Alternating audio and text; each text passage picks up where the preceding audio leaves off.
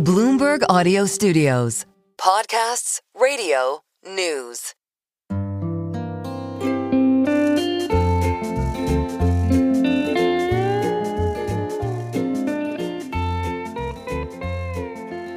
Hello and welcome to another episode of the Odd Lots podcast. I'm Joe Weisenthal. And I'm Tracy Alloway. Tracy, we have a special episode of the podcast today, which needs very little introduction, but we are speaking to the mayor. I love our transition to local city reporters. It's really fun learning about our city. Mayor Adams, New York City Mayor Adams, thank you so much for coming on Odd Lots. Thank you. I think this is my second time this week, or was it last week? The days go this fast, but it's great here being at Bloomberg. Thank you so much. I read an article recently from the journalist Derek Thompson. He was talking about the death of partying in America. People apparently don't party as much as they used to. New York City people still party, but there aren't as many 24-hour clubs as there used to be. Apparently there's fewer 4 a.m. liquor licenses, etc.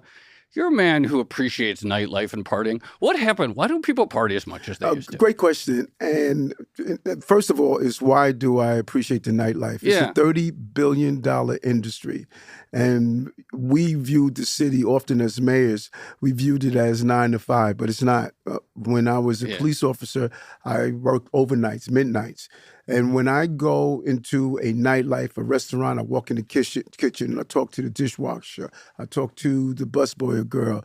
Those are everyday working class people. And I knew when I came back after COVID, I had to turn our nightlife around. And we did that. You can't get reservations in the city anymore. Broadway had the best 12 months in the history of the city. And part of coming back out at night is what is our signature. New York, the city that There's never no party crisis? No, it's not. Okay. But stuff still shuts down earlier than it used to. No, it does. And part of the problem, I believe, you have far too many people on community boards that have been for a long time, and they're not connecting the economics with their desire really not to have any nightlife. Nightlife is important of the community. It's allowed to let off some steam, networking, really collaborating. Listen, you come to New York, you're going to find your mate here because the diversity of this great city. I wanted to ask about some other specific policy proposals, specifically housing. Mm-hmm. And, I went to your website and I saw the sort of summary of your proposals, and then I clicked into learn more. Mm-hmm. And it took me to your previous accomplishments under your first term. Mm-hmm. So I'm really curious if you could maybe broaden out some of your housing policies. Like, what exactly are you talking about here? Well, first, let's look at the fact that when you look at shovels in the ground and what we're proposing in our rezoning, including the most comprehensive housing reform in the history of the city. 60 years previously was the first time we really started looking at housing and some of the reform.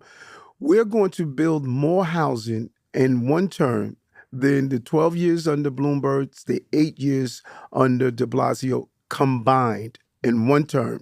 And $25 billion we put into our 10-year capital plan. In addition to that, for the first time in history, we are including NYCHA housing into the plan. So we're looking at a couple of different locations. Number one, we saw the federal and state government walk away from NYCHA. NYCHA has an $88 billion capital problem. We had to find new ways of building on NYCHA. We did the land trust. Many people tried. We got it done. We're also doing the RAD programs. Many people have attempted to do it. We got it done. The amazing project that we are getting ready to do in Reese Houses, where we're going to tear down old buildings, build new buildings, and without zero displacement of tenants. That's how we deal with the NYCHA issue. Then we realized that if we want to build more housing, we have to build everywhere. It was unbelievable how many elected officials were stopping that building. 59 community boards, 10 of those 59 were building more affordable housing than 49 combined. So our goal now is to build all over the city. And that's what City of Yes was about.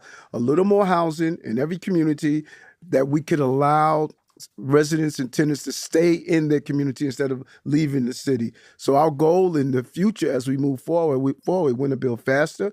We want to build more. Drive by Willis Point right now, 2,400 units of affordable housing that's there. A new soccer stadium that's paid private dollars, a new school, new open space. And you see the buildings actually going up in the same term. So our focus is building more and building everywhere. The first time I ever heard about controversy at the Elizabeth Street Garden was in 2018, I think. And then now it's 2025, and you've come out and you said, okay, like, let's move on. Let's not continue to fight this. But setting aside whether it's right to use that space for housing or not, like setting aside these questions, why does it take 7 years or longer to come to answers on these questions? Great question. And if you do an analysis over all the things that we've done, we landed planes that no one else was able to do. When you rid all the noise, take all the noise out of the administration, and just say, okay, let's look at the raw numbers. Like you said, your listeners are sophisticated. That's right. Look at the raw numbers.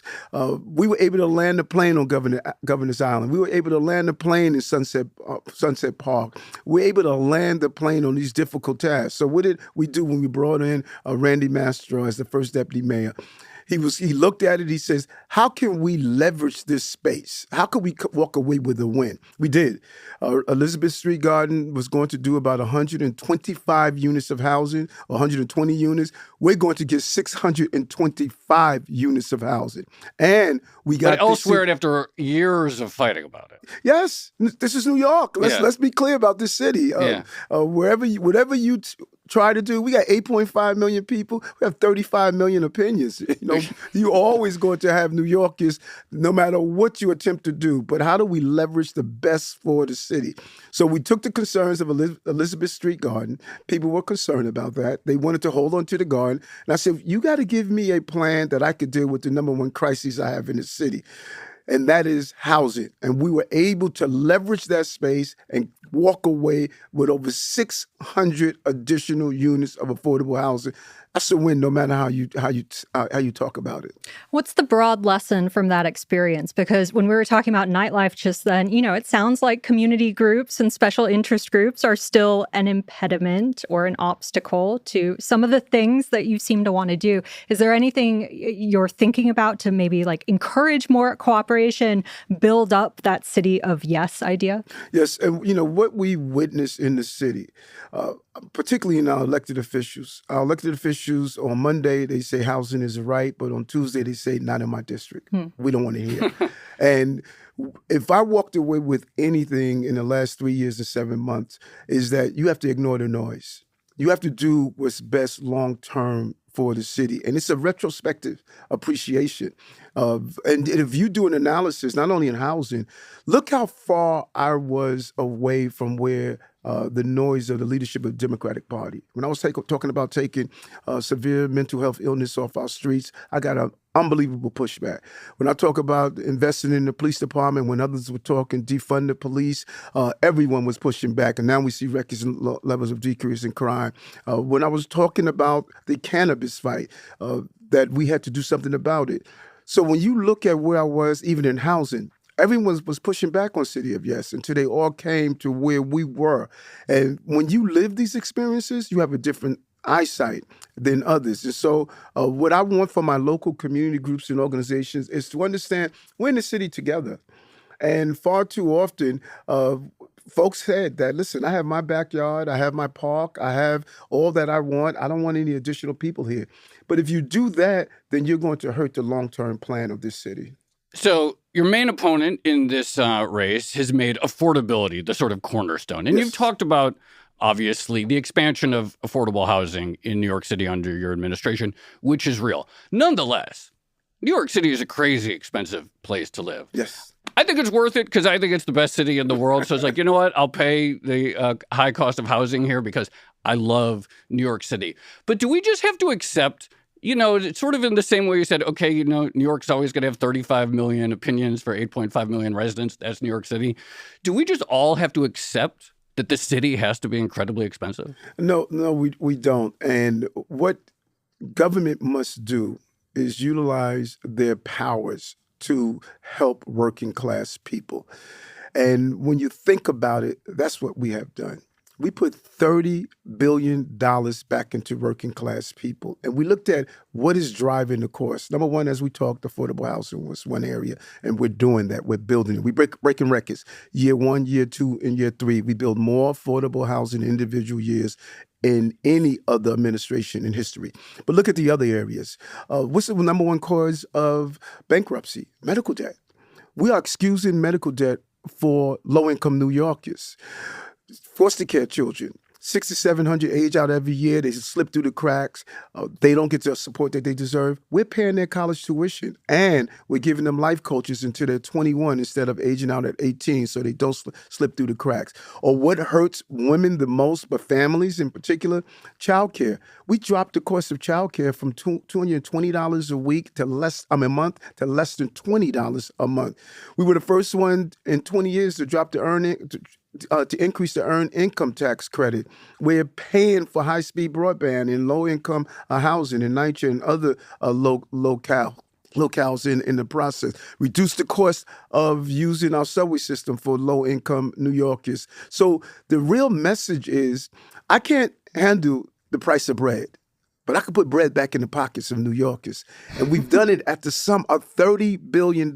So it's easy to talk about pie-in-the-sky ideas that is not within the span of the control of the mayor, like free buses. Free buses is a $3 billion price tag. And if you're stating that the foundation of your plan is based on increasing taxes on high 1% earners, when in fact you don't have the authority to do that, you know who has the authority? Assemblyman. My opponent is an assemblyman. If he couldn't get it done as the assemblyman, how is he going to get it done as a mayor, particularly when the governor who signs off on it stated that she's not raising income taxes? New York City is the highest income tax in the country. The state is the highest in the country. And so what I did, putting money back in the pockets. Do you know there's no income tax for low-income New Yorkers in the city because of my axe to tax? That is how you look at the power of the mayor's office and say, how do I help working class people? I'm blown away that he has hijacked the narrative of being a working class mayor and putting money back in the affordability issue when I've done it. My record is clear on putting money back in the pockets of working class people. Since we're talking about your opponent's policies, Zohran Mamdani, you've said that New Yorkers don't understand what socialism is. Can you give us your definition of socialism? Like, what is socialism to you? Well, first, I would say that 70% of New Yorkers like the theme and concept of socialism. And many people, if you were to ask, they would tell you they've never been to a socialist country. I've been to a communist and socialist country. I've been to Venezuela. I've been to Cuba. I know what ration books are. I think it is the concept that you're going to take money from one area of the population and equal it out across the board. And many government-run locales and facilities, such as supermarkets. Now, when you do that in concept, it sounds good. But if you open a government-run supermarket, you're going to kill the bodega industry. You're going to kill the independent supermarket industries. So I think the whole concept of believing as though resources from the top end, that those who believe that we should not have any billionaires in the city, which I just don't, it doesn't balance out, because when you look at where the tax dollars come from, and spreading the wealth, if you want to use that classification, across the entire population, that doesn't work for me. It has never worked anywhere on the globe. There's not one country we can point to that says this concept has been successful. I mean, we do have progressive taxes, though. You just said that lower income New Yorkers don't have to pay New York tax. So there is an element of that here. Like, is there a point at which it's too much, or like what exactly is the issue? When you say it's too much, explain that to me more. Like, is there a point at which the redistributive effects flips into socialism? Yeah, flips into socialism. Well, I think so. I think there's a balance. And I like to say all the time, I want the person who drives the limousine to get a fair wage and be able to provide for his family. And I want the person that sits in the back seat of the limousine to be able to use his discretionary dollars or her discretionary dollars. When you look at the billionaires in this city that everyone wants to demonize, they're the ones who pay into their philanthropic actions into our museums. They're the ones that sponsor, like the Robin Hood Foundation, to deal with where people are slipping through the cracks. They're the ones in their tax dollars are paying for our teachers and our firefighters and those who are on the low economic end. That perfect financial ecosystem is what makes a city like this great. So if your position is that particularly in the atmosphere where you now could run your organizations and entities outside the city, you can easily go to Connecticut, New Jersey, or Miami, which we lost a great deal of high-income earners. If your position is we don't want you here in our city, ideally that's attractive to people to hear we're getting rid of all the billionaires. But when you drill down in the numbers, those billionaires are keeping the lights on. And because we have billionaires, we're able to do things like axe to tax for the working class.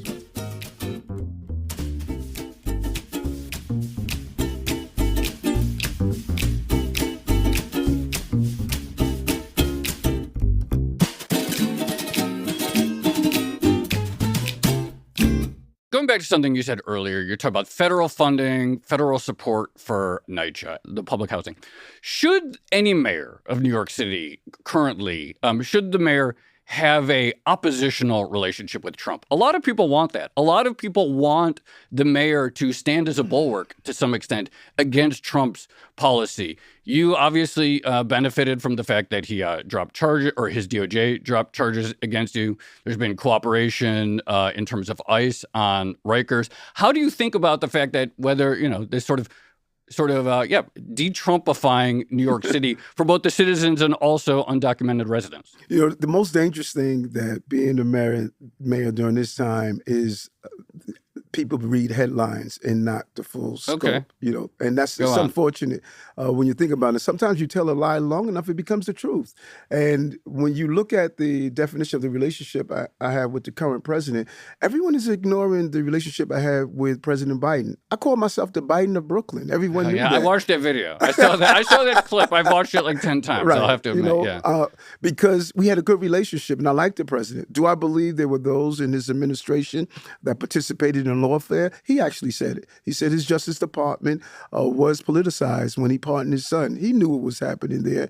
But Biden came to the city and spent the whole day with me when I was dealing with law enforcement issues, and we didn't have an ATF head, someone to be in charge of the alcohol, tobacco, and firearms. And he appointed someone. He visited my crisis management teams. He sat down and spoke with me about going after violence, which was the issue that I ran on. And so the same goes for this president. I didn't know Donald Trump. A lot of people don't realize that. I didn't know him until I met him at the Alfred E. Smith dinner. And he spoke with me. He was on the campaign trail prior to even meeting me, saying it's wrong what they're doing to this mayor in New York City. And he saw what was happening. And when he came into office, the same things I was saying about dangerous migrants and asylum seekers pre-election, I was saying post-election. And when I walked out of the voting booth on election day and the microphone was in my face and they said, "Who did you vote for?" I said, VP Harris. I was very clear. Did I disagree with what I saw the Democratic Party was doing? Yes, but I still remained loyal to do what I thought was right to do. So when you fast forward to today, we took the administration to court more than any other mayor in the country. No other mayor has gone to court as much as I have, pushing back on the policies. But when we needed the president of the United States to look at a project we had in Sunset Park, a wind farm, billions of dollars investment, 500,000 homes were going to use the energy, 1,500 union jobs. I flew to Washington and sat down with the president and said, "Mr. President, we can't have this project destroyed." He lifted the stop work order. That project is now moving forward. That's what mayors of big cities are supposed to do. Now, I can pout in the corner and just call the president names and say, well, you know what, people are upset over the outcome of the election. But how does that help New York? How does it help New York to communicate and coordinate to go after dangerous people? We had dangerous Venezuelan gangs in the city. They were forcing women who are migrants and undocumented into prostitution. I coordinated with federal authorities. We took down the 27 gang members. We were able to for gun possession and other dangerous crimes. So it is my job as the mayor of the biggest city in America to sit down and not war with the president, but work with the president to deliver for the people of this city. This is the perfect segue for me to ask something that might seem slightly random, but actually I think it's relevant because you've recommended before that New Yorkers should read Kash Patel's book, All About the Deep State. Yes. What do you think about the Trump administration's refusal to release the Epstein files? I would love to see what's in those Epstein files. I think we all do. I'm eager to look at UFOs. There's so many history. I'm still trying to figure out who killed Kennedy. Well, that was another but thing you have a that was theory promised. for what's going on here? Because a lot of people are really confused. Because for years this was a campaign promise, basically. Yeah, and then suddenly it's like, it's a hoax. What do you have a guess for what's going on Not here? at all. I don't know if his advisors or security personnel advise otherwise or timing. I have no idea. I look forward to seeing there's so many deep secrets in America that I think we all want to know. And it's imperative that as much as we can find out as possible. And I want to talk about Kash's book, which I thought was a good book. People laugh at the terminology of a deep state, but it is. We have people in government who have been in government through presidents, through mayors, through governors, and they're very arrogant. They believe they are the elected. They believe they answer to no one. They believe that they are able to hold up projects that they don't like. And I saw that firsthand as the mayor. And they're connected to reporters. They're connected to prosecutors. And they're connected to be able to, they'll write a letter on you in a minute. They'll get a story planted on it in a minute and leaks. And I saw it and how it operates. Now think about this for a moment. Everybody let it go over their head. The Southern District of New York classified themselves as sovereign. I mean, we need to really think about that. As sovereign. There's no sovereign entities in America.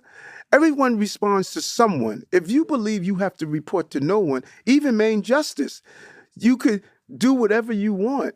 That's unacceptable. And that should outrage every American that any entity with that level of prosecutorial power that can really disrupt your life. People didn't read my indictment. I was indicted for calling the fire department, asking them to do a building inspection, not to pass. What I ran on making the FDNY respond to businesses that could not open. And they connected it to, you had a bunch of upgrades when you paid for your travel. And we're going to now turn that into bribery, and we're going to put you in jail for 33 years. Come on.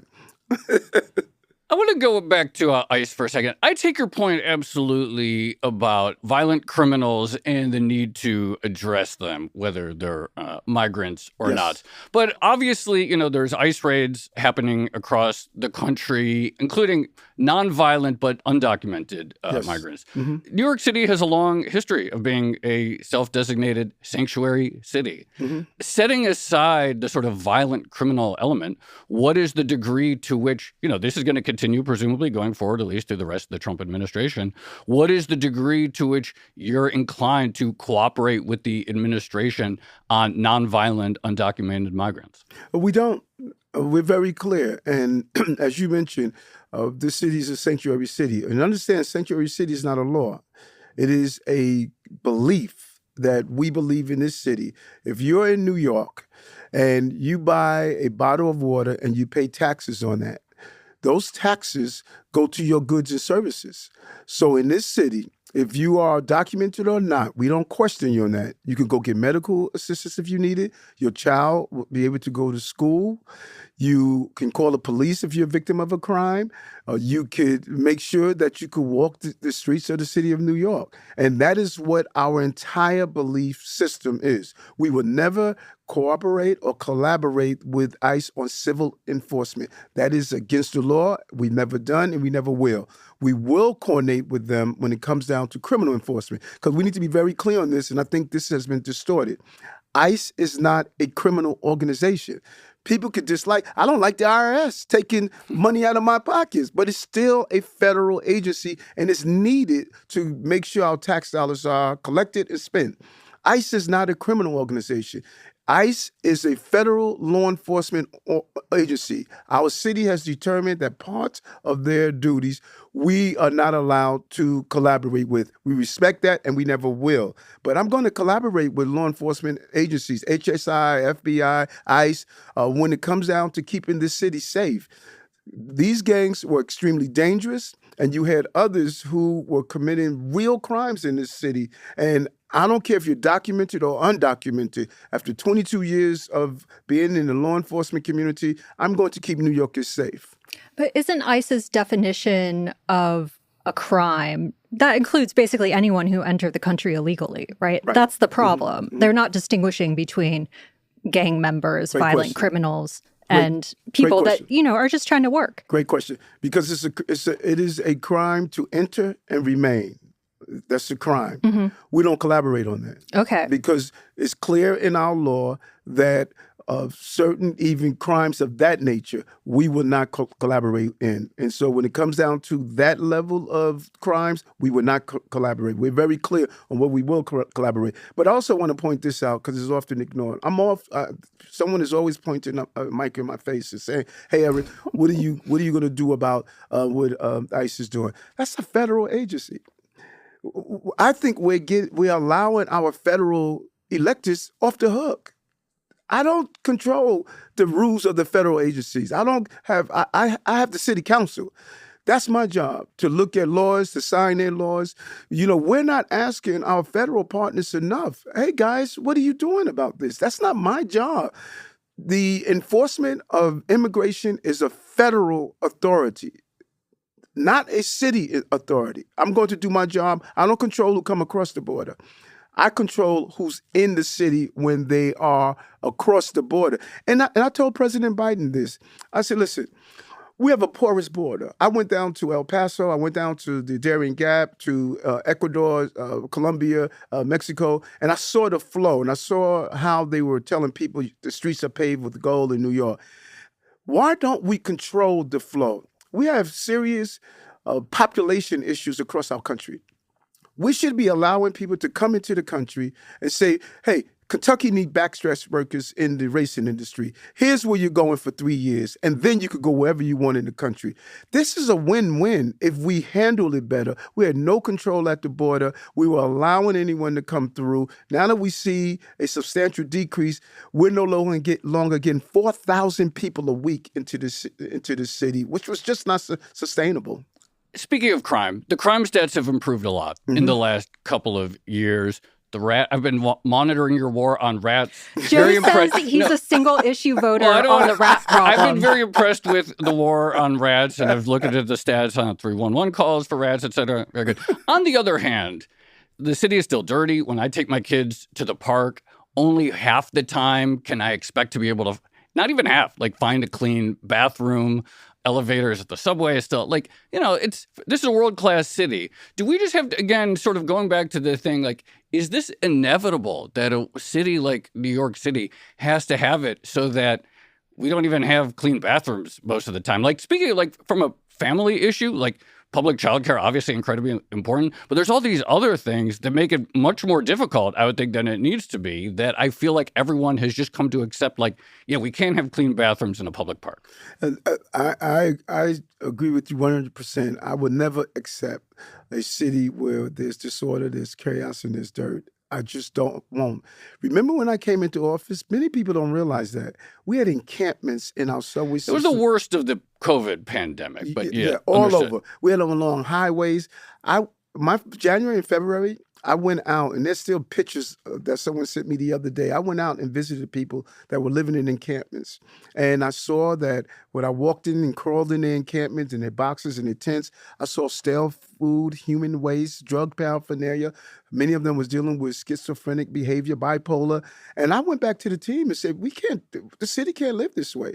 Go look at Los Angeles, San Francisco, Portland. Go look at these other cities. You don't see that here.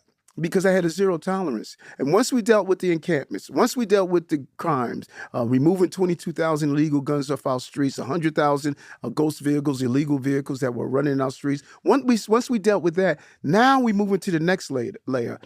We immediately went after the rodents in our city, which was just really an indicator of just total uncleanliness in the city.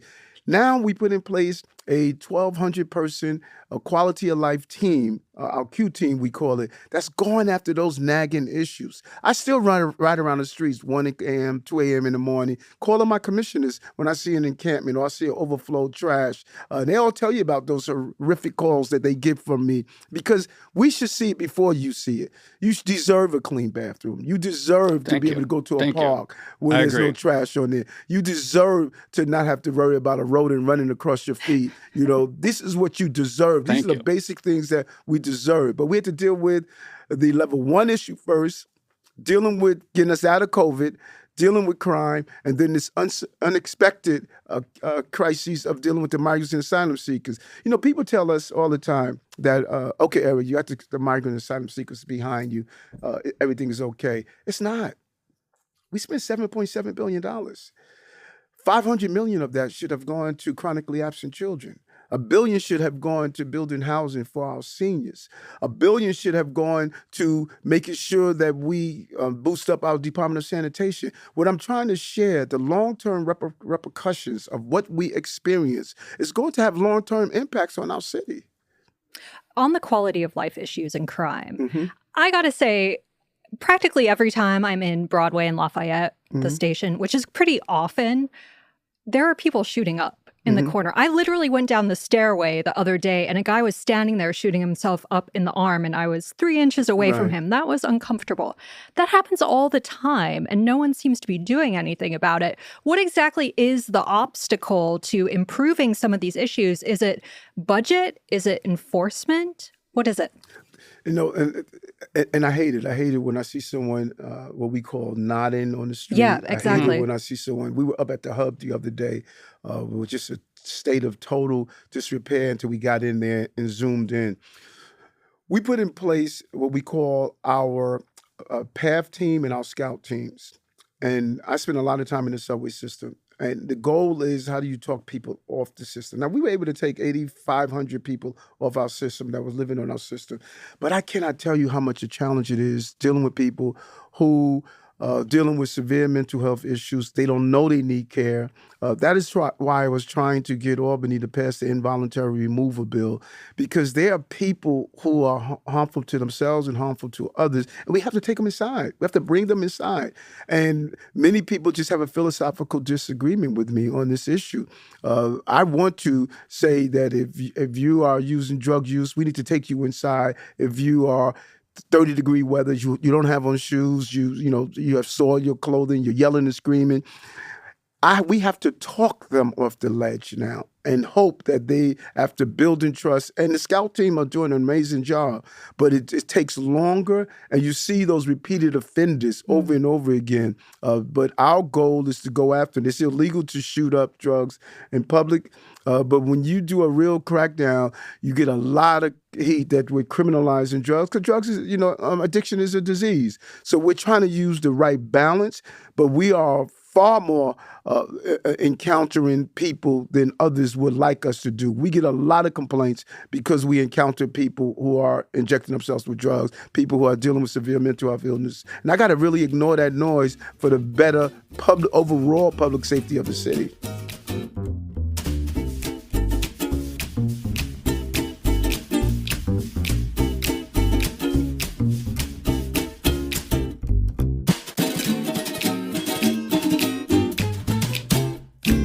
Hotel prices in New York City are insane. And part of it seems to be this sort of opposition to hotel expansion, both from the owners of existing hotels and from unions. Also, you can't do Airbnb, but whatever, I care less about that. When you think about, the vitality of New York City, Do you have any vision like how to break this impasse, or do we just have to accept that as much as the city is going to grow, that the capacity for our ability to take in tourism is just going to be sort of capped by our inability to build any new hotels?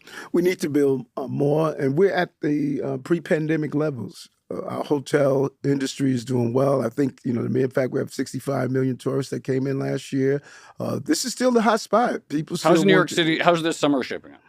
This summer, from tourism perspective, not the levels we have. I think some of the conversation around tariffs, some of the conversations impacted our tourism, particularly some of our domestic tourists. We used to get a lot of tourists from Canada, and we never really recovered the way we should have our Asian market. Chinese were a major part of our tourism, but we're gonna bounce back. We had a hit during COVID, and we were able to recover after COVID. And this is still a good product. People want to come to New York. I love it here. Yes, and we believe the hotel industry is going to continue to grow. Some bumps in the roads. We're looking at a conversation around what we could do with our hotel tax. Yeah, how do we get more rooms though? That's the goal. We got to build more. We have to encourage more building. There were certain laws that were put in place previously about getting and receiving the permits to build. We have to do a real analysis of how do we encourage to get more rooms in the city. I have one more question. Yes. This is my most important one, possibly, and something I've always wondered. A great mystery of our times. But in the course of prepping for this interview, Joe and I watched a lot of your previous interviews, your previous videos. I was watching your famous contraband video. Where in the world did you get a used crack pipe to use as a prop in that video? That was, and actually I'm going to remake that video to modern times. When I did that first video, for those who are not aware, it was a video showing how you should look in your child's room for drugs. When I did the first video, and still today, people say, how can you do that? That's hard on children. Many people don't know that if someone is selling drugs in your home, when the police come, they come in and do a raid, everyone goes. Grandmother, grandfather, children go to ACS, families are disrupted, and we need to take control of our homes. Now, it may not be in your home. In your home, this is something that you don't have to even worry about, or possibly I don't have to worry about it with Jordan, my child. But when you go to many of the inner cities where violence is rampant and drugs are pervasive, when we did that video, the number of responses people gave me was like, wow, I didn't know that.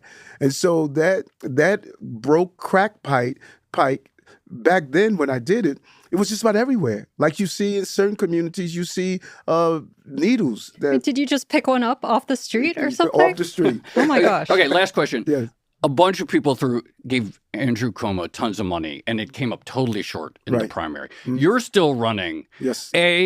Would you consider in September dropping out if you're fourth in the polls or third in the polls? And B, why should anyone donate to your campaign or your super PAC, given how ineffective those dollars seem to be in the Democratic primary? Well, it wasn't ineffective. In the last filing, we raised $1.5 million. No, the money given to Cuomo was totally ineffective because he got trounced. Yeah, so why should anyone feel that any political giving is going to be useful in this environment? And money is important. It's unfortunate. I am probably the only elected official that has stated over and over again, we need to take money out of politics completely. We should give a dollar amount to every candidate. They can only spend that dollar amount, and that's it. There's no reason we should be calling up individuals asking for money, but that's the nature of the beast. And so when you look at it, those dollars are used for important reasons, because television is extremely expensive. Your staff is costs money, etc. He didn't lose because of the shortage of dollars. He lost because he did not want to be mayor. New York City is not a consolation prize. You step down as governor, and then you wake up one day and say, okay, I want to do a consolation prize and run to be the mayor of the city of New York. And it was obvious. You don't come out on weekends. You don't do this. Don't sit down and speak on podcasts, interviews. You live in a bubble. He always lived in a bubble. Governor's son, went on to become AG, went on to become governor. And then there's another pattern that a lot of people are ignoring. What he feels about black men who are elected. Nobody wants to talk about this. He did it to Carl McCall. When Carl McCall ran to be the first black governor, Andrew Cuomo got in the race.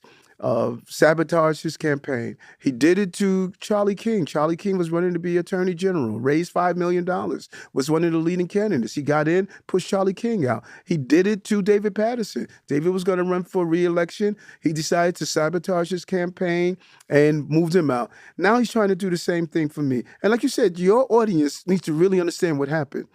I ran for independent. Everyone knew I was running for independent. Everybody thought I was foolish for doing so, not understanding that the only mayors that have won on the independent line were sitting mayors. We knew that Mamdani was going to be on the general election ballot on the Wilkins family line. Why did Andrew throw his name into it if he was in the primary? He did it because he thought he could follow the same process that he's done for a long time. So let's look at the polls. The polls had him up for 40 points. 40 points.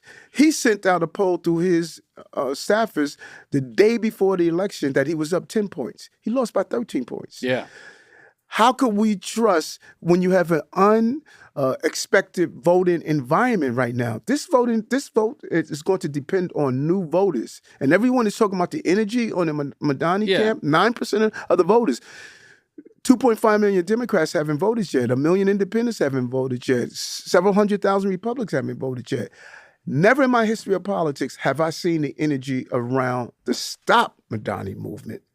Coming from my bodegas owners, coming from my small property owners, coming from my Jewish community, coming from my former Soviet and socialist bloc constituents that are here right now, so they don't want to go backwards. So I said it before, if you look at some of the old tapes, I said this is going to be the most exciting mayoral race in the history of the city. I knew it in 8 months ago. That's why we're covering politics. That's right. Where were you actually the night of the Democratic primary? And what was your reaction when Mamdani won? Were you like, oh, I expected this because of all the reasons you just laid out about Cuomo? I'm trying to think about it. I think I was in the bed sleeping. I knew what the outcome was going to be. I said 6 months before the primary that Mamdani was going to win. And all I had to do was wake up I had an early day, I had things to do in the city. I think we had a storm that day. I could have been going around the city looking at some of the rain sites. You think about, I always use sports as an analogy. I have the crown. And just the thought that Andrew is going to tell the second mayor of color that I should step aside for him. I mean, that's the highest level of arrogance.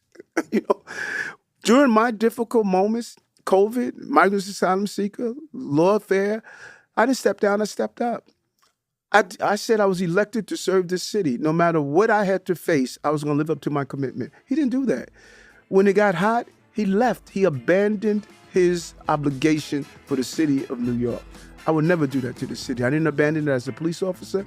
I'm not going to abandon it as the mayor.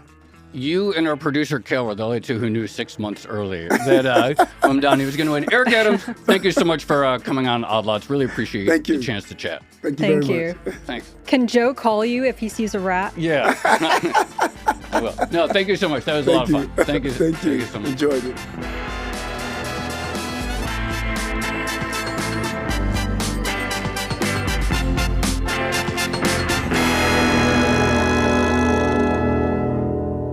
Tracy, I'm glad we finally got a chance to speak to the mayor. I've never talked to him before. No, neither have I. I'm enjoying this transition. I do think it's a really interesting, New York is obviously a really interesting petri dish in which to experiment with a lot of economic policies. And it sort of solidifies a lot of the trends we've been talking about over the years, including affordable housing, taxation, things like that. I liked your question about is there some magic line from which progressive taxation becomes socialism. Right. And I actually think this is a question for a lot of people, including Mamdani, et cetera. Is there what actually constitutes an acceptable or an ideal level of redistribution? Because obviously, Mayor Adams was talking about, socialism has failed everywhere, as he asserted. And yet an important element of New York City is the money that is raised from wealthy New Yorkers to, as he put it, put money back into people's pockets to make the city more affordable. Right. So at the moment, that's optional. Billionaires can choose to do it. But I mean, if you think it's a good thing, then why not make it, potentially maybe mandatory at some higher level, maybe? Right. And why does it have to just be billionaires? Because also there are a lot of people who are not billionaires who are also very wealthy, and that everyone just talks about billionaires, which I think is an important element of this conversation. I do think that, there is this certain degree to which some of the pathologies of the city are just taken as it's New York City. And just deal with it. And this is what you do. So it's and this is these are the costs. So of course it is going to take years to figure out whether we're going to use a specific plot of land that is contested and turn it into housing. Of course there's going to be a certain level of public drug consumption and rats, although the rats have declined, and broken bathrooms and stuff like that. It does feel like in the discourse, we just sort of accept that because it's New York City, that there are certain things that are just going to be subpar or actively hostile. Again, from a family perspective, it really is not good at all that it's so hard frequently to find a bathroom in a public area. I will just say here, other major cities in the world do it differently, right? Yeah. You go to a place like Tokyo, you do not see people nodding off in the street. And it kind of blows my mind also that New York still has this extremely high tax rate and a lot of these quality of life issues. But anyway. There's plenty more to talk about if he wins re-election. We'll have him back on. We'll definitely have him back on to talk about how all of these things are going. All right, shall we leave it there? Let's leave it there. This has been another episode of the Odd Lots podcast. I'm Tracy Alloway. You can follow me at Tracy Alloway. And I'm Joe Weisenthal. You can follow me at The Stalwart. Follow Mayor Eric Adams. He's at NYC Mayor. Follow our producers, Carmen Rodriguez at Carmen Armin, Dashiell Bennett at Dashbot, and Cale Brooks at Cale Brooks. For more Odd Lots content, go to Bloomberg.com/oddlots. We have the daily newsletter and all of our episodes. And you can chat about all of these topics 24/7 in our Discord, discord.gg/oddlots. And if you enjoy Odd Lots, if you enjoy our turn into local New York politics, then please leave us a positive review on your favorite podcast platform. And remember, if you are a Bloomberg subscriber, you can listen to all of our episodes absolutely ad-free. All you need to do is find the Bloomberg channel on Apple Podcasts and follow the instructions there. Thanks for listening.